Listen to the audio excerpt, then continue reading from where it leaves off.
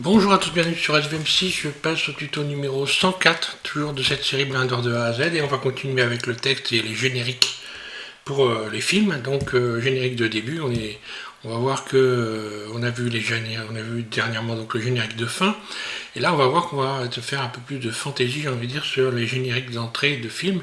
Sauf qu'avec ce tuto là, je vais vous faire voir déjà, commencer par vous faire voir deux choses importantes, et puis même trois choses, puisqu'il va falloir travailler aussi sur la timeline. C'est important de bien maîtriser la timeline pour pouvoir faire des génériques facilement et correctement en termes de temps, en termes de présentation, etc.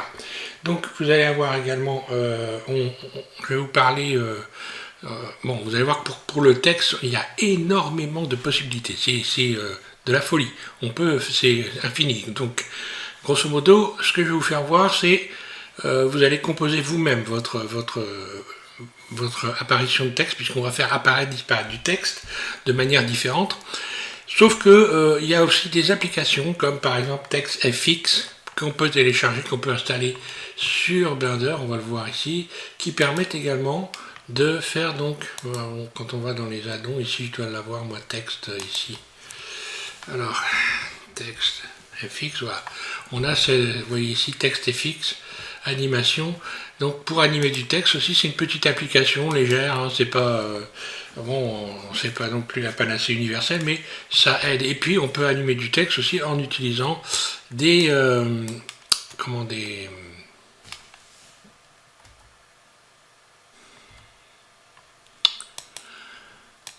ça y est, j'ai perdu, j'ai perdu. Donc je viens de me lever, hein, faut pas bon. Des modificateurs. Allez, je me secoue la tête et on y va. Donc, on va commencer par une chose simple déjà. Apparition et disparition de texte. Et donc, programmation dans la timeline. Voilà. Donc, quand on ajoute un objet, on va ajouter un texte déjà, comme ça sera fait. Ajouter texte, je vais l'écrire en français. Voilà. RX90, là.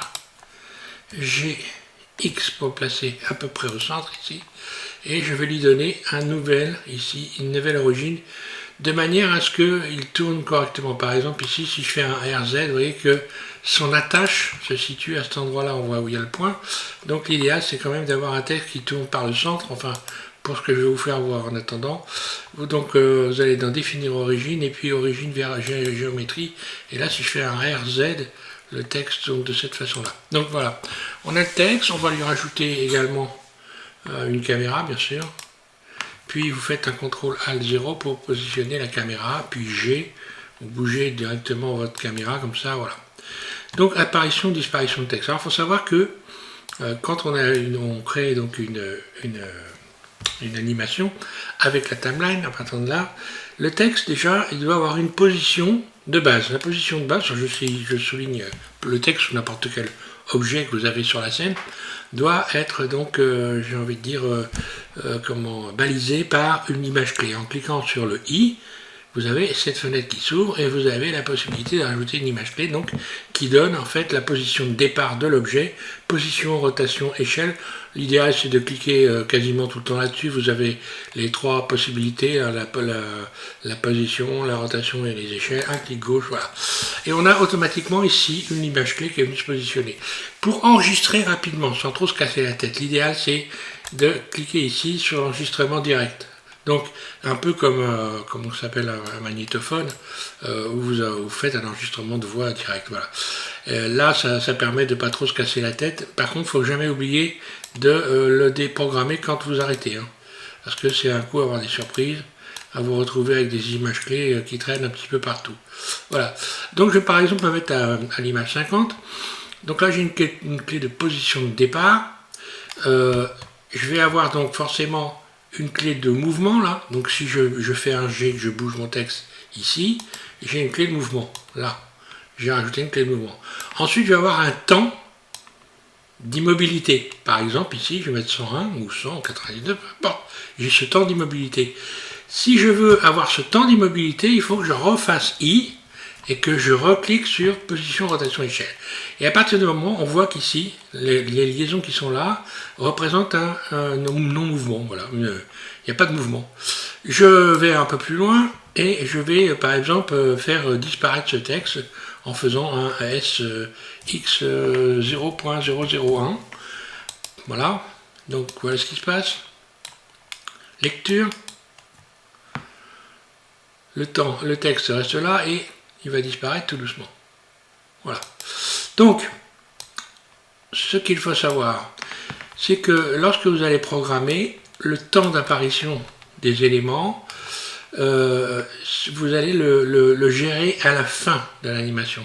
Je m'explique. Ici, par exemple, j'imagine que je veux que ça soit plus rapide.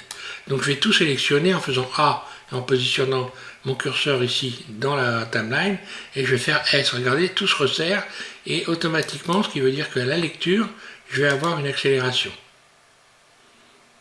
Là, voilà. Ici, je désenclenche l'enregistrement qui ne me sert plus à rien. Si je voulais que ça soit plus long, je ferais S et j'agrandirais comme ceci. Donc là, le texte va descendre tout doucement. S, hop là. Alors, suivant où est situé mon curseur de timeline, ici, je vais plutôt augmenter ou diminuer un temps. Par exemple, ici, si je désélectionne tout, que je sélectionne uniquement cette partie-là, si je fais S, eh bien, la réduction du temps, voilà, la réduction va se passer à cet endroit-là.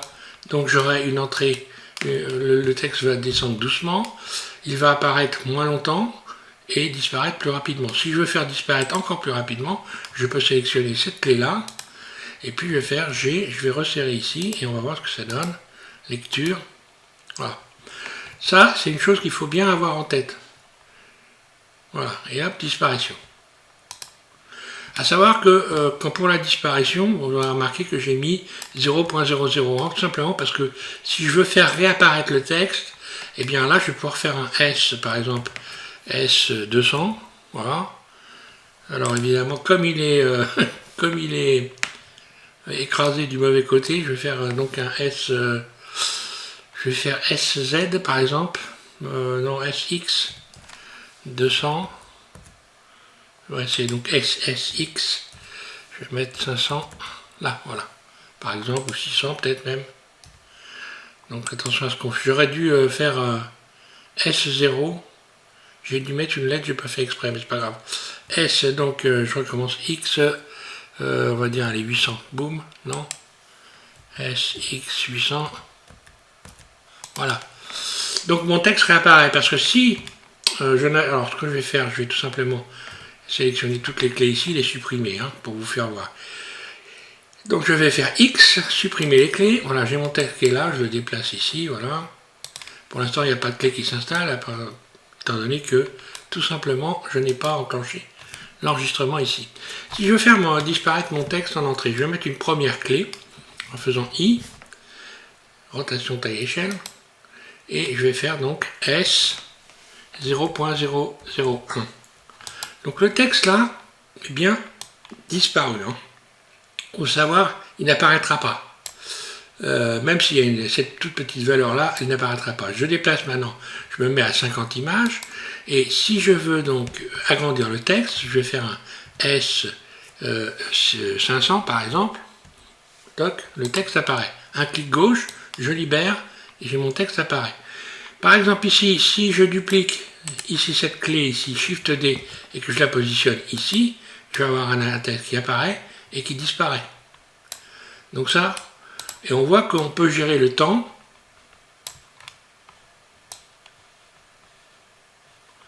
à partir directement ici. Si je sélectionne toutes les clés en faisant A, puis je fais S ici, apparition, disparition. Voilà.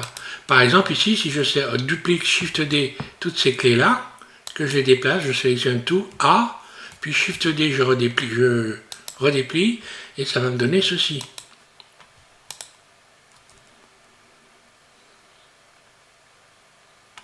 Voilà, je vais pouvoir tout sélectionner, par exemple, A, S, et je repositionne mon curseur ici, S, je viens réduire, je vais faire une lecture. Voilà, on pourrait simuler les battements de cœur, par exemple. Voilà, donc ça, c'est une chose pour faire apparaître le texte qui permet de faire des choses sympas. Donc, il faut se rappeler que on peut toujours balancer cette animation-là ici. Alors je vais faire voir quelque chose que je vous ai fait voir la dernière fois. Je vous ai proposé donc ici d'aller cocher copier-lier pour pouvoir rebalancer cette animation là directement dans ici donc le montage audio vidéo, la scène de montage. Bon, vous n'avez en réalité pas besoin de faire les deux, hein. Je faisais copier-lier, vous faites directement copie complète et vous allez voir que ça fonctionne parfaitement. Donc ici je vais donner à mon texte une couleur rapidement. Voilà, je lui donne une couleur, on va faire donc là, ok, donc il doit être jaune, hein. Je vais retirer ici le fond, hein. D'ailleurs à ce sujet là on va faire une chose qui va être sympa, que vous ne connaissez peut-être pas. Vous avez la possibilité dans Blender d'ajouter, je le mets là, d'ajouter donc un ciel, de fabriquer et de créer un ciel, hein. Vous avez donc ici un addon je dois avoir quelque part par là.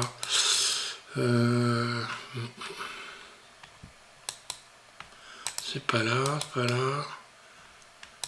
Là. Vous avez Sky Dynamic ici, vous pouvez vous permettre de créer votre propre ciel, vous cliquez dessus, vous l'ouvrez. Alors pour avoir cette possibilité, il faut aller dans les addons bien sûr, hein. Vous allez donc dans édition, préférences, et vous allez ici taper, alors ici je vais remplacer ça par Sky,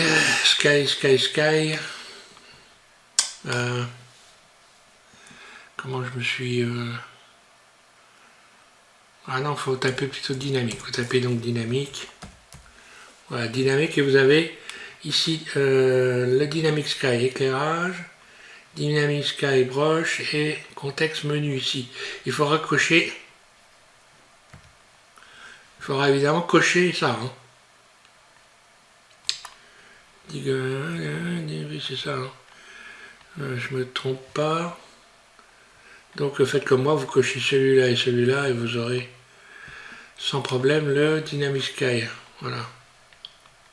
Alors ce Dynamic Sky, ben, pour créer un ciel, vous cliquez sur Create ici, créer donc, hein. Puis ça va, c'est pas trop dur.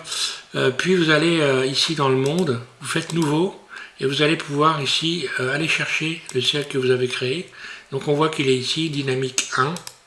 Je clique dessus et vous voyez que j'ai bel et bien créé un ciel, hein. Donc ce ciel, je peux le modifier. Ici, voilà, j'ai donc cette fenêtre qui s'ouvre. Bon, moi ça rame un petit peu, mais on peut modifier donc l'éclairage. Alors bon, en bougeant ici la sphère, hein. Après il faut avoir des outils, il faut avoir des objets sur la scène pour bien voir, hein. Mais vous pouvez modifier la couleur ici, hein. Allez, ciel rose, les nuages, là c'est la couleur de l'horizon. Bon, on va la mettre bleue par exemple. Allez, hop. Je vais garder ça, tiens, comme ça on verra bien. Bon, et puis après vous pouvez vous amuser ici à créer votre ciel. Et vous allez voir que il est parfaitement efficace. Alors là, si je me mets en vue de la caméra, voilà, ça donne ça. Quand on va le transporter dans la scène, dans la vue de montage 3D. Donc vous cliquez sur cette petite icône là, et là maintenant vous allez tout simplement directement sur copie complète. Moi j'avais mis copier-lier, mais en fait là vous avez la copie complète, voilà, comme ça il n'y a pas de problème. Lorsque vous allez retourner, cliquez sur plus, et vous allez dans montage ici, plus montage, un clic gauche, et vous allez retrouver ici donc la scène sans problème. En cliquant ici, vous allez chercher la scène. Et la scène, vous la voyez, elle est là. Alors, on ne voit pas de fond. En réalité, on va faire cette expérience que j'ai fait déjà plusieurs fois. Tout y est, il n'y a pas de problème. Il suffit d'aller pour s'en apercevoir, rendre une image. Alors, ça peut durer un petit peu de temps avant d'avoir l'image. Oui, parce que là, en plus, je ne suis pas dans le bon mode. Je n'ai pas choisi le bon mode. Je reviens en arrière. Je vais me mettre dans le mode de rendu ici, Eevee. Voilà, ça va un peu plus vite, hein. L'occlusion, flou lumineux, allez hop. Attention au flou lumineux, ça a tendance évidemment à devenir éblouissant à certains moments. Surtout si vous avez utilisé TextFX et que vous utilisez ce flou lumineux, vous allez voir, c'est impressionnant. C'est amusant de voir ça. Mais bon, on travaillera ça, chaque chose en son temps, j'ai envie de dire, hein. on travaillera ça donc plus ultérieurement. Voilà. Donc j'attends un petit peu que ça vienne. Voilà, vous voyez, donc tout, il n'y a pas de problème, le texte est venu. Donc je pourrais rajouter tout ce que je veux. Si j'enclenche d'ailleurs l'enregistrement, ici la lecture, hein, on va voir que voilà, tout fonctionne parfaitement, il n'y a pas de problème, le texte est là. Donc on a vu apparition, disparition de texte. Bon, là je ne vais pas revenir là-dessus, vous utilisez, hop, je déclenche l'enregistrement, vous mettez vous ajoutez des fondus en entrée, des fondus en sortie. À savoir que on va voir une chose sur les fondus, je n'ai pas dû vous faire voir, moi je m'en suis aperçu après. Mettez un fondu en entrée et en sortie ici. Donc voilà, on voit les zones ici un peu foncées. Hein. Et lorsqu'on va dans la timeline, eh bien on voit ici, hop là.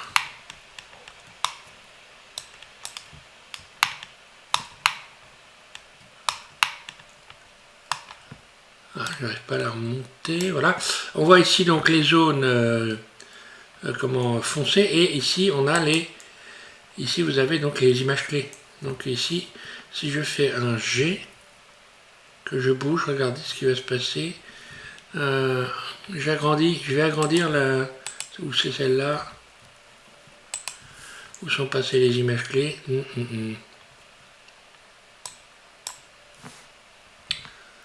Normalement, je devrais arriver à agrandir ici le fondu, ou à partir d'ici, l'opacité. Ah.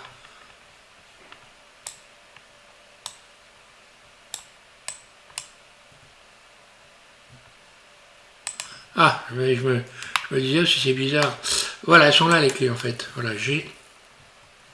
Ah, vous voyez la zone qui est en train de bouger. Donc là, je raccourcis le temps de fondu. Et puis là, je le rallonge. Je vais déplacer ici. Voilà, comme ça. Et on va voir le temps de fondu. Ah, on ne le verra pas évidemment, oui. Suis-je bête, puisque là, il n'y a malheureusement pas d'image. Donc, mais bon, le temps de fondu, il est bon si on le voit parce qu'on passe, voilà. On passe ici donc avec le fond d'écran qui est donc en alpha. Hein. Bon, déjà, vous voyez, ça, n'oubliez pas, vous avez les clés. Et d'ailleurs, lorsqu'on va programmer, ici, vous allez programmer par exemple une opacité sur un texte. Si j'ajoutais un texte ici, l'opacité, vous pouvez donc le couper à partir d'ici et régler à partir d'ici les temps de fermeture, de disparition de votre objet. Bon, maintenant je retourne ici, voilà, on va retourner là, dans notre fenêtre ici. Oui, voilà. Et je vais repartir sur autre chose. Donc je vais rajouter, par exemple, ce texte-là, je vais supprimer, ou je vais peut-être même le garder. Je vais dans la timeline, je sélectionne tout, A, et puis je fais X, supprimer les images clés. Donc mon texte est là, pas de problème. Je vais l'agrandir un petit peu. Étant donné que je n'ai pas ici, cliquer sur l'enregistrement. Voilà, alors on va voir maintenant une autre façon de faire apparaître un texte. Il y a je répète, pour ceux qui connaissent ces applications, vous avez des petites applications qui vous permettent de faire ce que je vais faire simplement. Ça ne veut pas dire qu'il ne faut pas savoir comment il faut faire si on n'a pas ce texte fixe par exemple qui permet de faire ça. Là, je vais positionner mon texte ici hors de la caméra en faisant un GZ. Je le positionne ici. Donc j'ai mon texte. Mon texte, c'est donc un véritable texte constitué donc de courbes de Bézier. Ici, si je clique sur, je vais aller directement là, ce sera mieux pour tout le monde, puisque moi je rappelle que tous les outils que j'utilise sont positionnés dans ma mémoire dans mon programme de voilà, vous allez donc convertir. Donc ici vous allez donc transformer ça en maillage là. Ce qui fait que maintenant lorsque je vais dans le mode Edit, eh bien on voit que c'est mon texte, je voulais dire mes favoris, j'ai perdu le mot.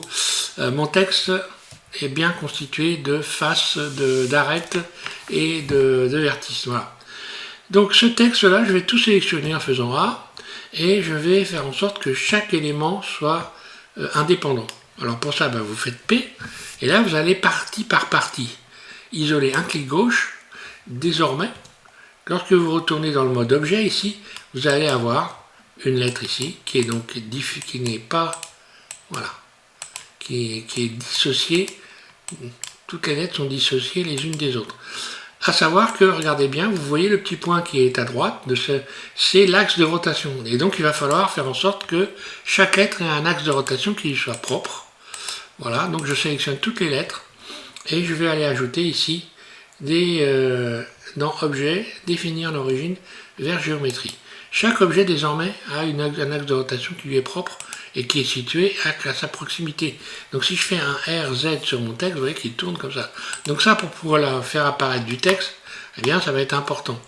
Donc je vais prendre un exemple ici, je vais prendre une première lettre. On a dit que ici, je vais d'ailleurs toutes les sélectionner pour commencer, et leur ajouter donc une image clé. Je vais faire I, donc voilà, vous voyez que chaque image a une image clé, c'est-à-dire position de départ, image clé. J'enclenche ici l'enregistrement automatique et je vais par exemple dire que la première lettre ici T, elle est arrivée à 50 ici, 50 images, et je vais prendre à chaque fois des valeurs fixes, 50, 100, 150, 200.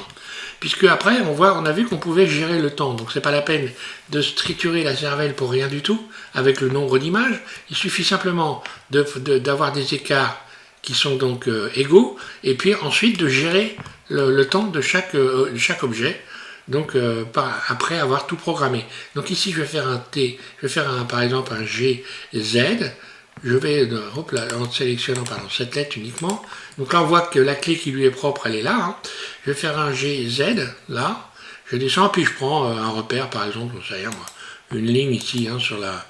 Voilà. Donc que se passe-t-il? Ma lettre descend ici, je vais la resélectionner d'ailleurs.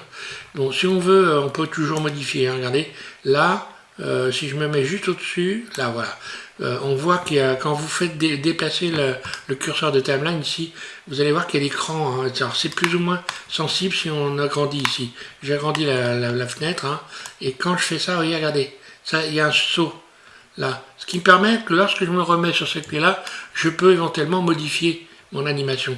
Donc si je fais en même temps ici, par exemple, un RZ, on va dire 360, voilà, un clic gauche, lorsque je vais faire ma lecture, vous voyez que la lettre, elle tourne. Là. Voilà. Lecture. La lettre descend en tournant. OK? Donc ensuite, on continue. On a donc ici cette lettre qui est là. Position 50. Cette lettre, ici le E, lui aussi maintenant, à partir de l'image 50, il est toujours à cet endroit-là. Donc il faut que je mette une clé de position. Donc hop, je positionne mon curseur ici dans la fenêtre 3D, et je vais faire I, position, rotation, taille et échelle. Voilà. Donc là, cette lettre-là, elle est là à ce moment-là, et à la lettre, quand on va arriver à 100, par exemple, eh bien, elle va descendre en faisant, par exemple, GZ, et puis rotation par rapport à la vue, par exemple, R. Allez, je vais faire ça, là. Ce qui va nous donner ceci. Et ainsi de suite. Là, on n'a plus qu'à sélectionner cette lettre-là, lui donner une clé de position I, position taille échelle. Donc là, on voit que ce que je vous disais, quand on voit ces bandes jaunes, ça veut dire que que tout ce temps-là, cette lettre-là n'a pas de mouvement. Elle ne bouge pas. Je me remets à 100. Non, j'étais à 99, c'est pas grave. Et donc, voilà, de 99 à 200, on va dire à 150. Donc là, on peut taper directement 150, voilà. Elle va descendre. Je vais faire un G, donc GZ. Bon, bah voilà, sans... Voilà, bim, bim. Hop, ça descend. Et ensuite, bah voilà, je vais directement passer à l'autre. Je rajoute une clé. Bon, et après, quand on a l'habitude, évidemment, ça va très vite. 150, j'ai envie de dire 200. Mais vous allez voir par la suite qu'il y a d'autres moyens de faire ça. J'ai envie de dire peut-être un peu plus simple. Ceci dit, on est dans l'apprentissage, il faut le savoir. Donc, hein, j'ai décidé de faire Bladder de A à Z. Bon, ben voilà. Hein. Et puis, je vais faire une rotation par rapport à la vue R. Voilà, comme ceci par exemple. Ce qui nous donnera ça. Et après, on pourra éclater le tout.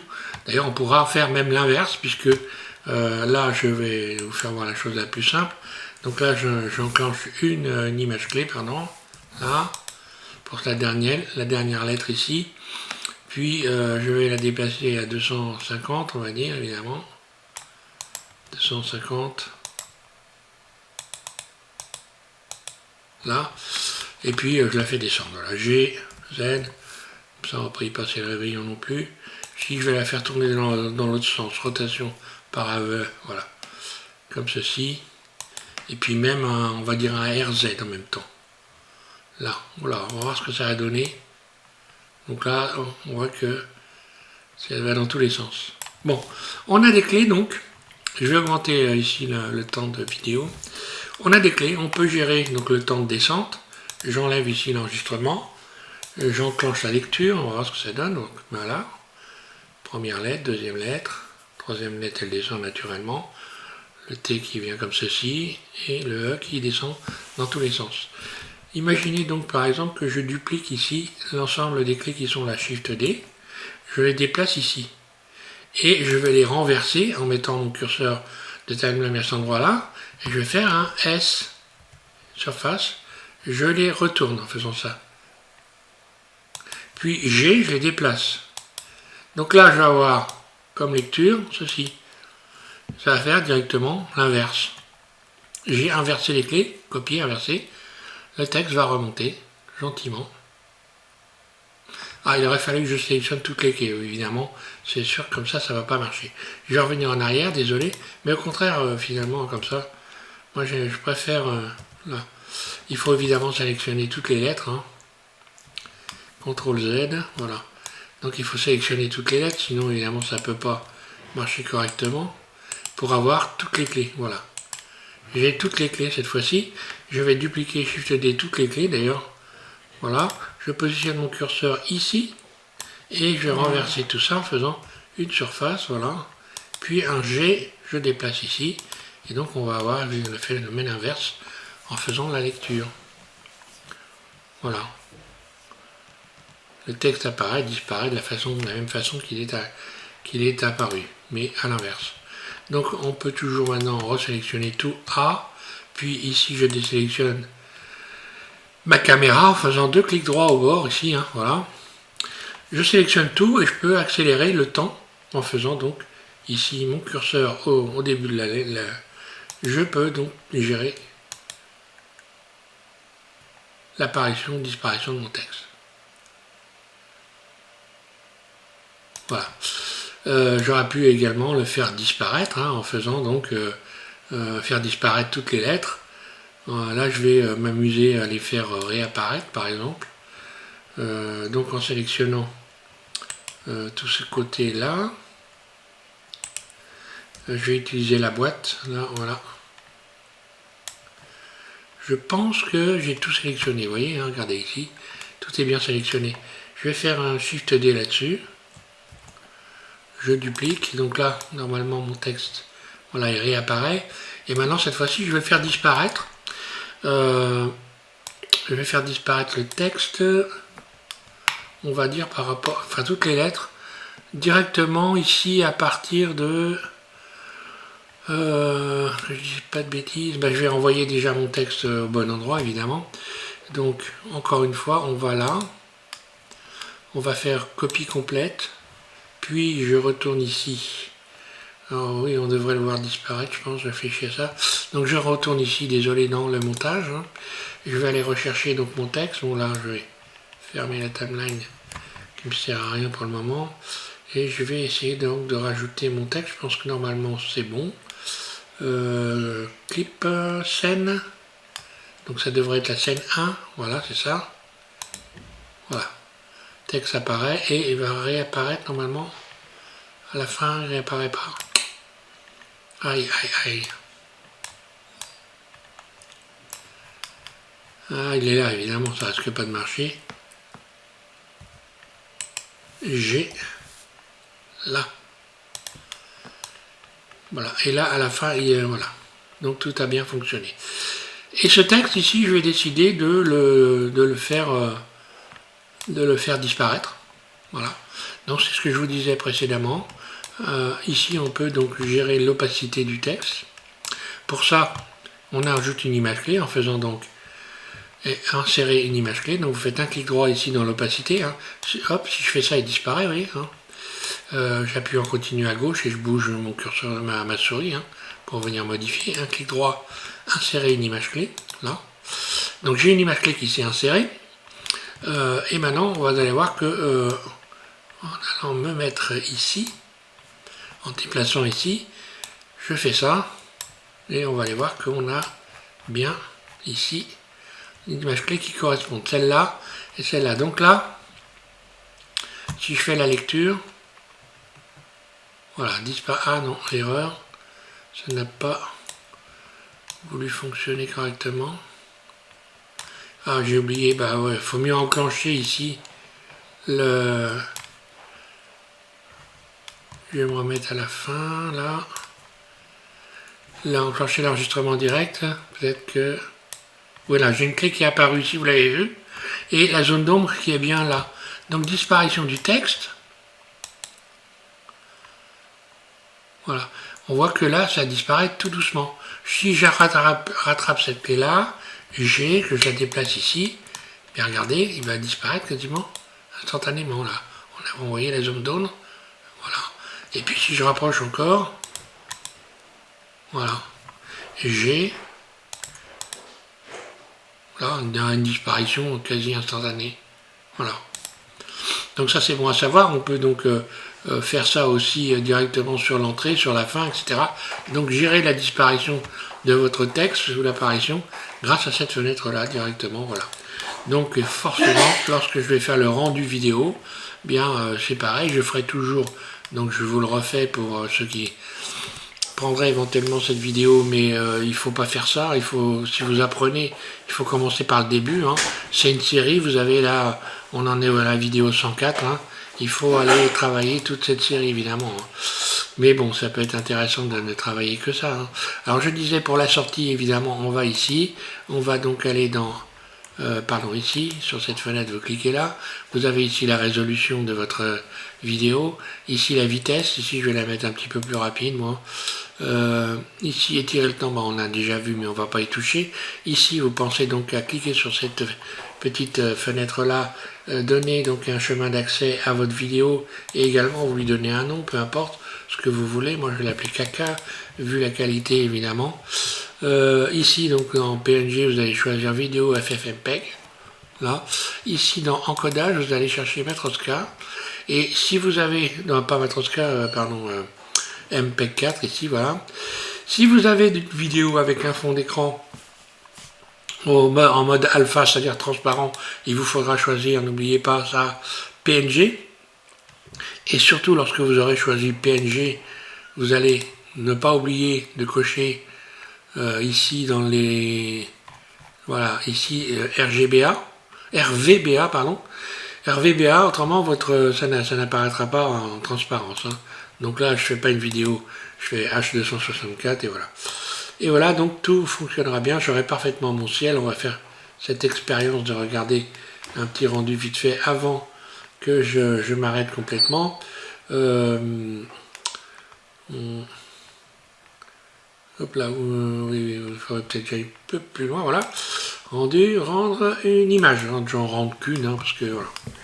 Voilà, donc vous voyez que pas de problème. On a bel et bien notre fond ici de ciel qui est bien pourri, mais bon, c'est surtout pour vous faire voir. Hein. Je fiche pas mal de la qualité pour l'instant. Il faut savoir donc gérer ce truc-là. Donc rappelez-vous ce que je vous ai fait voir dernièrement ici, lorsque vous cliquez sur cette fenêtre-là, vous faites déjà directement copie complète et vous aurez ici la possibilité d'aller rechercher les éléments quand vous allez aller dans scène. Vous voyez que là, une nouvelle scène qui s'est faite. À chaque fois que vous allez cliquer sur copie, vous aurez une nouvelle scène qui va se créer. Hein. Ça, il faut s'en rappeler. Hein. À chaque fois. Hein. Alors là, ce qui est marrant, c'est amusant, elle est appelée scène 2, mais quand vous allez ici, bon alors je ne pourrai pas vous expliquer forcément pourquoi, j'en sais rien, mais lorsque vous allez dans montage, eh bien elle s'appelle scène 1, alors donc on va ajouter scène voilà, 001, à croire que j'en sais rien, nouvelle scène fait partie du lot, je sais pas, enfin, peu importe, ça n'a pas une immense importance, ce qui compte c'est que vous sachiez pourquoi, ce qui se passe exactement quand vous faites quelque chose. Voilà. Donc je vous remercie de suivre SVM6, merci à tous les nouveaux abonnés, bien sûr, toujours nombreux, plus nombreux. On s'avance doucement vers les 7000 abonnés, donc voilà. Encore une fois, je vous en remercie parce que c'est important. Parce que si on n'a pas d'abonnés, bon bah on laisse tomber, hein, on va pas se casser la tête pour rien du tout. Donc là, en plus, vous avez des abonnés, vous êtes un certain nombre quand même à suivre cette série sérieusement. Donc je pense pour certains, vous avez appris énormément de choses, puisque là, arrivé à la vidéo 104, ça laisse quand même une petite expérience, j'ai envie de dire. Et donc, bon bah voilà, je vous remercie pour tout ça.